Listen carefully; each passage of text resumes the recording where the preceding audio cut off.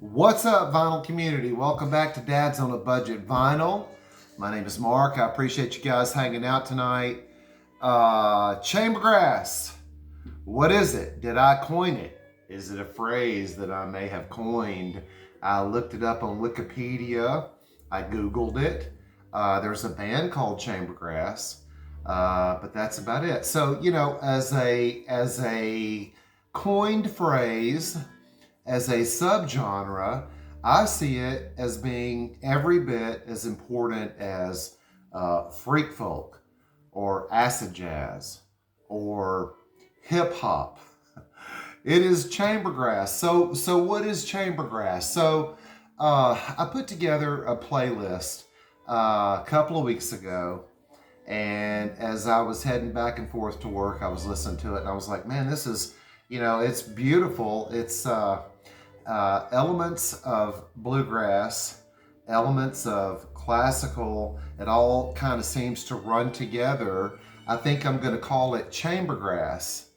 And I wasn't able to put a finer point on it until I saw an interview with Chris Thiele about a week or so ago, and he was talking about how he doesn't really love the way that the Punch Brothers get labeled bluegrass because there's a banjo in the band, right? The finer point is that basically it is bluegrass instrumentation. So, yep, you've got a banjo, you've got a fiddle, you've got a mandolin, you've got a double bass, you've got a guitar. But compositionally, it is anything but, or a lot of other things. We'll put it that way, right? Elements of classical and gypsy jazz and all types of things, along with a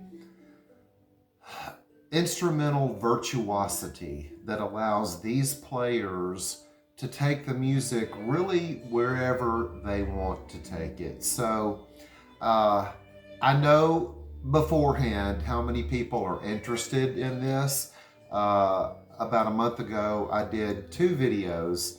One was 10 bluegrass essentials, and the other one was what's going on in the record industry. And that night, the bluegrass video got about 75 views, and the record industry video got about 2,500. So people hear bluegrass and they think toothless back porch guy, Appalachian Mountains, and view it as being lowbrow, maybe. There are musicians that came up loving that music, but heard other things as well and fell in love with other things as well. Everything from jazz to classical to Radiohead, and took the music in a whole new direction. So that's what I want to talk about. I want to talk about ChamberGrass, and I want to say that if you are a music lover,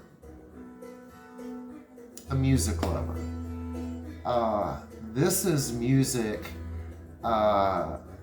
joyful, if you like, brilliant playing, arrangements, emotion, passion, virtuosity. This is the stuff. So if I can turn someone on to some of these records tonight, I'm going to be a pretty happy camper. So I mentioned in the bluegrass video, a buddy of mine, John White, in 1983 had turned me on to this album. This is Aeroplane, John Hartford.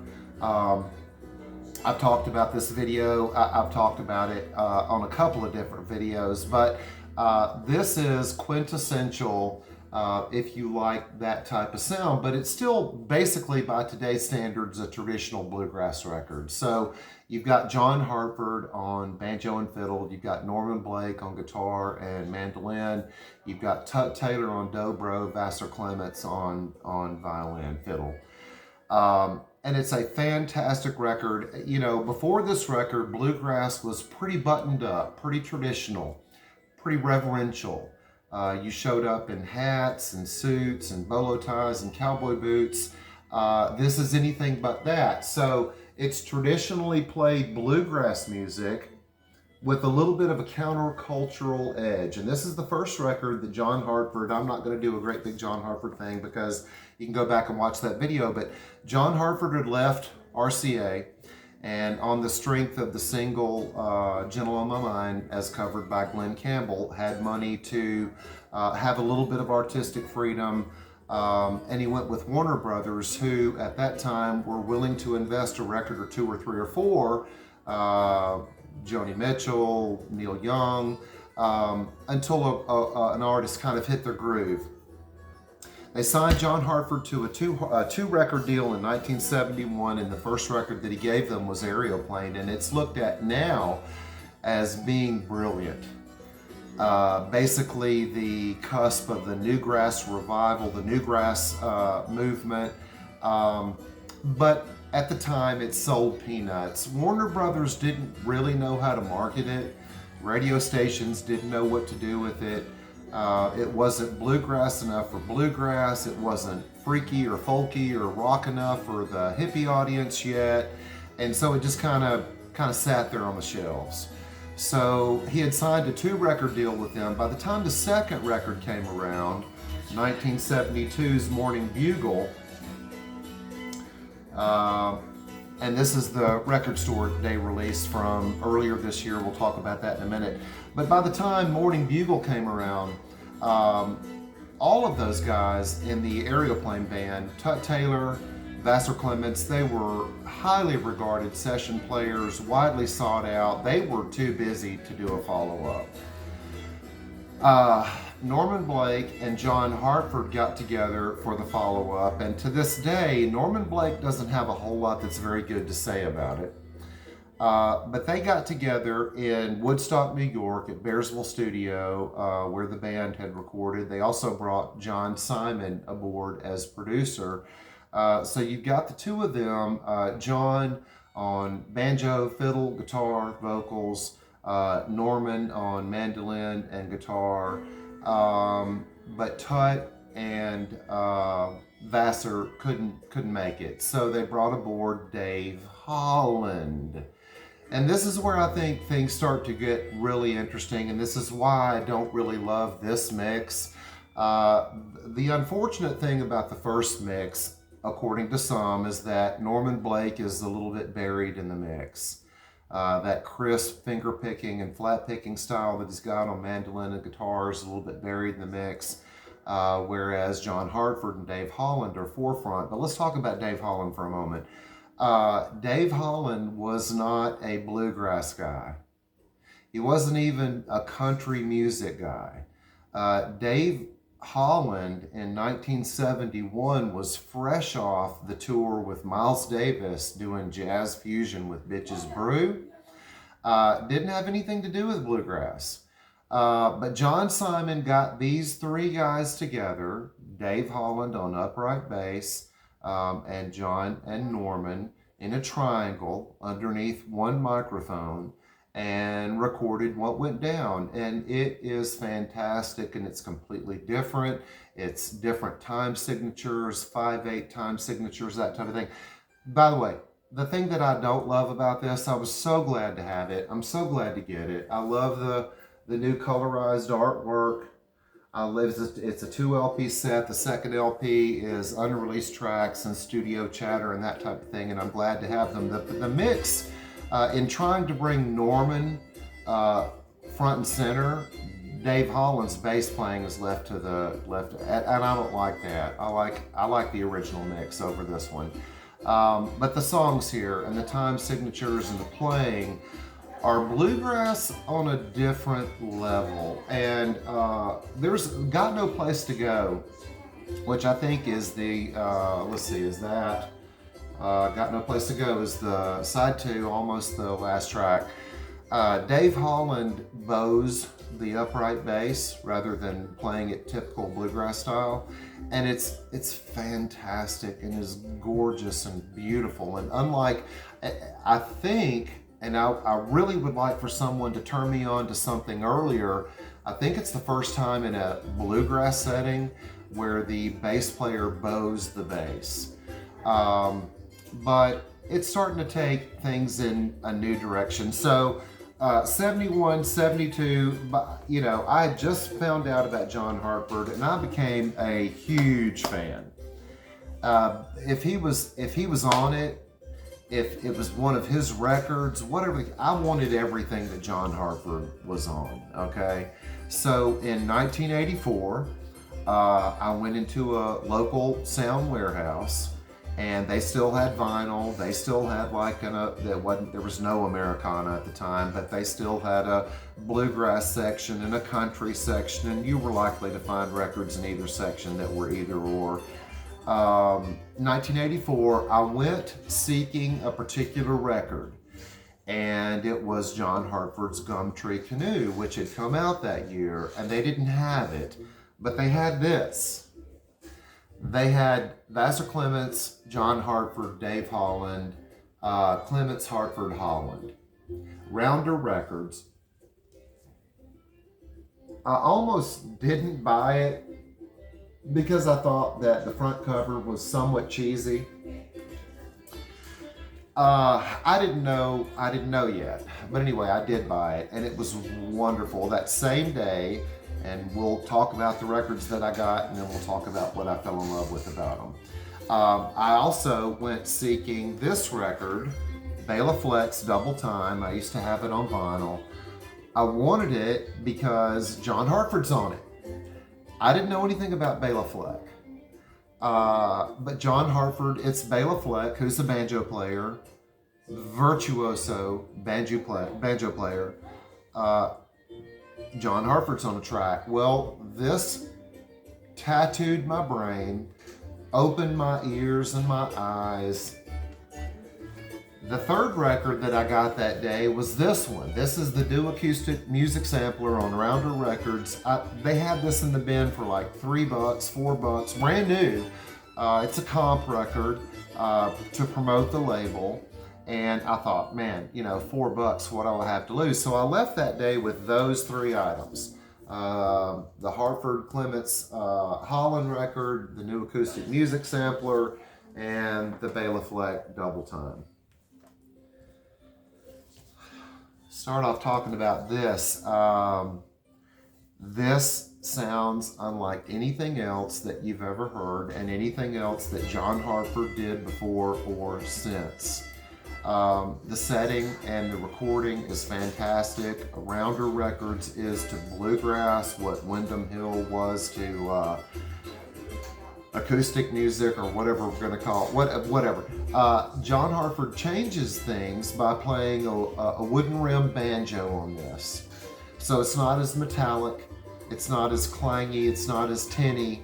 It's got a rounder, fuller sound, and it's perfect for these songs. And the moment the needle drops on P patch jig, you just know that you're in for something different. And it is different. And 1984, all these years later, it still has a sound of its own. And like I said, it's unlike anything else John Hartford did. It's also got the brilliant Mark Howard playing guitar and mandolin. You've got Dave Holland on bass. You've got the brilliant Vassar Clements on fiddle, and you've got John on guitar and banjo.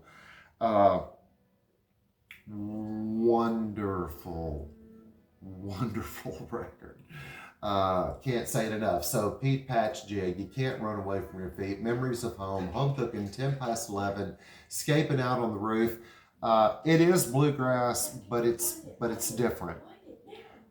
It's different, and it's moving things in a new direction. The new acoustic music sampler. This has, looking back now, they're the usual cohorts. You've got Tony Rice, Bela Fleck, David Grisman, Daryl Anger, Mark Anger, Jerry Douglas, Rob Wasserman. The playing is brilliant, absolutely brilliant. But when I got to the last track, which is track 5, side 2, which is Flight Home by Mark O'Connor, I could listen to it over and over. I loved it before I found out anything else about it, and after I found out more about it, I loved it even more. We'll talk about more of that. But this wonderful record opened up my eyes and my ears, and then the Bela Fleck Double Time. So I had it on vinyl. I think this is the second copy of the CD, but it's Bela Fleck, virtuoso banjo player, doing duets with Darrell Anger, Sam Bush, Jerry Douglas, Pat Flynn of Bluegrass Revival, David Grisman, John Hartford, Mike Marshall, Edgar Meyer, Tony Rice, Mark Schatz, and Ricky Skaggs. I knew vaguely of who Ricky Skaggs was. I didn't know Tony Rice yet. I'd never heard of Edgar Meyer. David Grisman was kind of peripheral. I knew him in a peripheral way, but didn't really know his music. This is fantastic. Bela Fleck, first of all, can play classical, jazz, bluegrass, blues. On the track that he does with Edgar Meyer, which I believe is Lowdown, he rips out a blues solo on banjo that will blow your mind. The playing is immaculate. Jerry Douglas on dobro, I didn't know. Oh my gosh, man. And their song Spunk, Sam Bush, I didn't know. I didn't know how good he was. Pat Flynn on acoustic flat pick guitar. Tony Rice, I didn't know. So when I came home that day and started putting these records on, wow, I was blown away. And so, these came out in '84. Of course, the Hartfords came out earlier than that. But I think that that's the time where this music really took off. Moving from that, David Grisman, Hot Dog. So the David Grisman Quintet, or quartet to begin with, quintet. But here, this came out in '78, I believe. So you've got David Grisman, Tony Rice, Darrell Anger on violin, Eddie Gomez on bass, Mike Marshall plays rhythm, mandolin, Stefan Grappelli steps in. This is bluegrass, but it's not. Call it gypsy jazz, call it dog music. ChamberGrass is what we're calling it for the sake of this video, but it's gorgeous and fantastic and leaps out of the speakers. And it's virtuosic playing, virtuoistic, whatever it is playing, it's phenomenal. And joyful and happy and just beautiful. So, Dog's Bull, Devlin, Minor Swing, the Django Reinhardt, Stefan Grappelli track, Dogology, 1616, Neon Tetra. This is a fantastic record. And listening to this, it's almost putting on like an Al Di Meola record from the same year, the same musical virtuosity. Absolutely fantastic, but just in a different vein. It is ChamberGrass, and this is David Grisman, Hot Dog, 1978. And of course, this is on probably... What is this on? I thought this was on Rounder. I could be wrong. It's on Horizon Records. So there you go. David Grisman, Hot Dog, Horizon. Just real quick, because I can't say enough about it. David Grisman, Mondo mandolin, and it's bluegrass on steroids. It is just something completely different. And looking at this, you can kind of see where the mindset was. These are the different mandos that were used during the recording of the record. You've got Cedar Hill, Dog Funk, Japan, which is Opus 23, Fanny Hill, Caliente, Albuquerque Turkey, and Mandolin Mando. Fantastic record, and it does exactly what the rest of these records do. It's highbrow, it's lowbrow, it's in between, it's everything that you want it to be. It's a very, very satisfying listen. We talked about Flight Home, Mark O'Connor, from this record, False Dawn. So this came out also, I believe, 82? Yeah, 82. Mark O'Connor plays every track on it, or plays every instrument on every track. Mark O'Connor had been playing fiddle and guitar since he was knee-high to a grasshopper. Um, a tremendous musical presence on everything that he touches. Um, I think of a video that I saw of Mark O'Connor and David Grossman and Steve Morse on, I think, the Letterman show, and each one of them just phenomenal. But anyway, Flight Home, and of course this has the Flight Home, which is the track that sucked me in. But these are the different, just real quick, the Violin Family. 1850s violin, a 1947 viola, 1923 Stewart guitar, soprano guitar, 1928 Martin tenor guitar, 1963 Martin tenor guitar, 1946 Martin herringbone guitar, 1932 Martin archtop, and on and on and on. Gibbons A5 mandolin, Moyer F5 mandolin, 1924 K4 mandocello. Also an Indian clay pot, African split drum, a 28-inch paste gong, and agogo bells, claves, triangles, wind chimes, tambourine shakers, and bell tree. Please check out this record. Stream it, YouTube it, do whatever you have to do, but check out Flight Home, Mark O'Connor. Absolutely mind-blowing, wonderfully beautiful track. Okay. By the way, had some buddies of mine that had a drinking game they made up from one of my videos not too long ago, when I was talking about how everything, I think, was either absolutely or fantastic or both. Is that what it was? I think that's what it was. Anyway, if I said the one word, you did a shot. If I said both words together, you did 2 shots. They said they couldn't make it like 15 minutes into the video. But, you know, I do, in this video, I'm going to repeat the terms brilliant and gorgeous quite a bit, because a lot of this music is.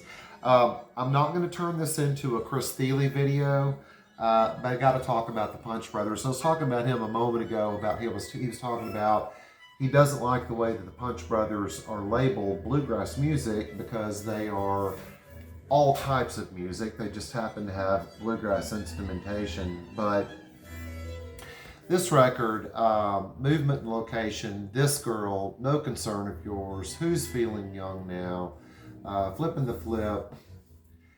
They cover Kid A on this, which is absolutely fantastic. Knock Me Down, Moonshiner, which is the first track I learned how to play on mandolin. Of course, I can't play it like this, but okay, you guys know these guys. This is the Punch Brothers. This is Chris Thile on mandolin, who's done more, I think, to increase awareness of beautiful acoustic music than anybody else modern day. So he cut his teeth. He just happened to learn bluegrass mandolin, started playing at 2-3 years old. Him and his parents used to take him to a little pizza joint where he would hang out, and the band that would play was a bluegrass band. The guy that played mandolin offered lessons. Chris was a big fan. They kind of took to each other. I mean, at 3 years old, Chris was learning how to play bluegrass mandolin. But as he got older, his taste changed and broadened, and and his playing is absolutely amazing. So, by the time he's here doing this record, so Nickel Creek, the Chris Thile stuff, the Punch Brothers stuff, we'll talk about some more stuff, but Chris Thile, everything he touches, I'm pretty much into for at least a listen. I don't love everything that he's done, but I love a lot of what he's done. He's a brilliant interview. If you get a chance to check him out, check it out. Anyway, Chris Eldridge, guitar, Pat Cowart, bass, Noam Kelney, banjo, Chris Thile, mandolin, and Gabe Witcher on fiddle. This is not bluegrass. It's a bluegrass instrumentation, because we're talking about guitar, bass, banjo, mandolin, fiddle, right? But it's anything but bluegrass. Staying in the Punch Brothers vein real quick, this is Anti-Phogmatic. This is another one of those that if you're going to try to put our band, if you're going to try to peg us, we're going to make it pretty difficult to do. You Are, which is kind of like there's no way to describe it. Don't Need No, Alex, Rye Whiskey, Me and Us, the one. So if you want a good rousing bluegrass jam, you're going to get it with things like Rye Whiskey, okay? But the other stuff, so good, so good. And you've got the same five guys as before. And I'm not going to show all of the Punch Brothers stuff, but I got to show this one too. This is the Phosphorescent Blues. I've always thought Chris Thile was a dapper dresser, and I like that as well. But again, so Familiarity, Julep, Otherworldly, almost impossible to describe. Pacified, Debussy, I Blew It Off, Magnet, My Oh My, Boll Weevil, Prelude, Between First and A. Now, of course, produced by T-Bone Burnett, the production's fantastic, but everything about the record is fantastic, and this is one that will not disappoint. Punch Brothers Phosphorescent. It's getting harder to find on vinyl. If you come across a copy, snag it. Last but not least, we're still on a kick, Chris Thile kick. We're going to talk about Goat Rodeo. The Goat Rodeo sessions, and not our first Goat Rodeo, and I'll show a little bit more of these. These are a couple of my favorite records of the last 5 years or so. Yo-Yo Ma, Stuart Duncan, Edgar Meyer, Chris Thile, their names speak for themselves, but what they're able to do together,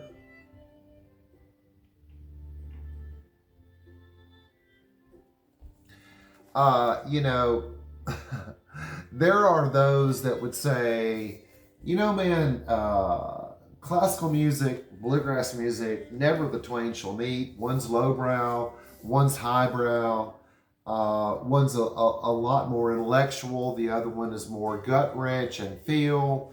And yeah, we're not going to be on the same page for a while. Well, let me tell you something. And we're going to talk about CDs for a moment.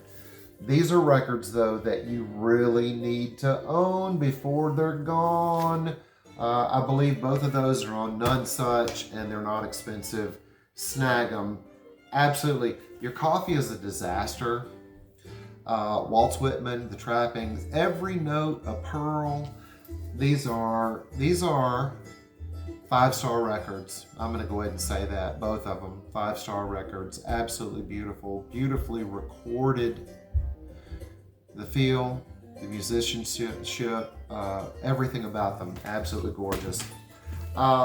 This was something that, well, classical and bluegrass are never going to meet. Well, Sony Classical, the label, would beg to differ with you. And what we're listening to right now is on the Sony Classical label, and it's Josh Bell with Edgar Meyer on bass, Sam Bush on mandolin, Mike Marshall on mandolin. This is a fantastic record, and all of these Sony Classical records that feature bluegrass guys, just get them. Just get them. This is Appalachian Journey. So this is Yo-Yo Ma, Edgar Meyer, Mark O'Connor. If I could have this on vinyl, I would. This features James Taylor and Alison Krauss. I love JT and I love Alison Krauss, but those are my least two favorite tracks on the record. Everything else is just so lush and beautiful and gorgeous. The playing, Yo-Yo, Edgar, and Mark O'Connor. Wow. And again, real quick, this is the Appalachian Waltz. This is Yo-Yo Edgar and Mark again. This one's a little bit more subdued. little bit more classical and less bluegrass, old school Appalachian waltzes, but it's beautiful and it's gorgeous and it's well worth checking out. FC's Jig, College Hornpipe, Pickles, those are a couple of my favorite tracks. But the back and forth, the musicianship here, amazing. Just real quick, one more Chris Thile plug before we go. Chris Thile has done a lot of, aside from the Punch Brothers and Nickel Creek and Goat Rodeo, he's done a lot of collabs with a lot of people, and they all are really anything but bluegrass. Bluegrass instrumentation, jazz and classical composition, along with other notes, all types of different things. I love the song. Chris Thile and Edgar Meyer, bass and mandolin. Perfect record. Why Only One will blow your mind. Tarnation will blow your mind. The Old Beagle. So, Edgar Meyer is not only a wonderful bass player, double bass player. He's a wonderful composer, arranger, plays piano. It's crazy. Piano being a percussion instrument, but wonderful playing. And together, the two of them, there is no ceiling. They can just really kind of play whatever they want to play. And that's a wonderful thing. Chris Thile and Mike Marshall. This is the Cauldron, Into the Cauldron, yeah. And two mandolin players. Well, how could that possibly be interesting? I got two mandolin players. Let me go rearrange my sock drawer. Let me tell you, it'll blow your mind. Chris Thile and Michael Daves, guitar and mandolin, recorded live. And there's a couple of things that are interesting. 2020 Vision, the Ukpik Waltz, Cry Cry Darling, Rabbit in the Log. This is a fantastic record. It'll take you all over the musical map. And Chris Thile and Brad Meldow. And if you're a jazz guy, you know Brad, and you know that he can play in any setting with anybody. He is to the piano what Yo-Yo Ma is to the strings, but this is another one of those records that is fantastic. There's nothing else, unfortunately.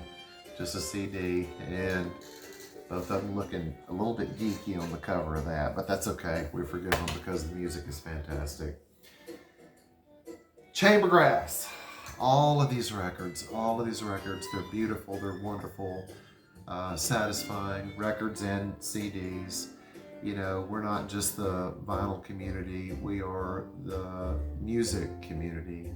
I love this music. I hope to goodness I can turn some of you onto it. A lot of smiles, okay? Everybody take care. The holidays are upon us. Merry Christmas. Take care. Love your family. Have a good night's sleep. We'll talk to you later. Bye-bye.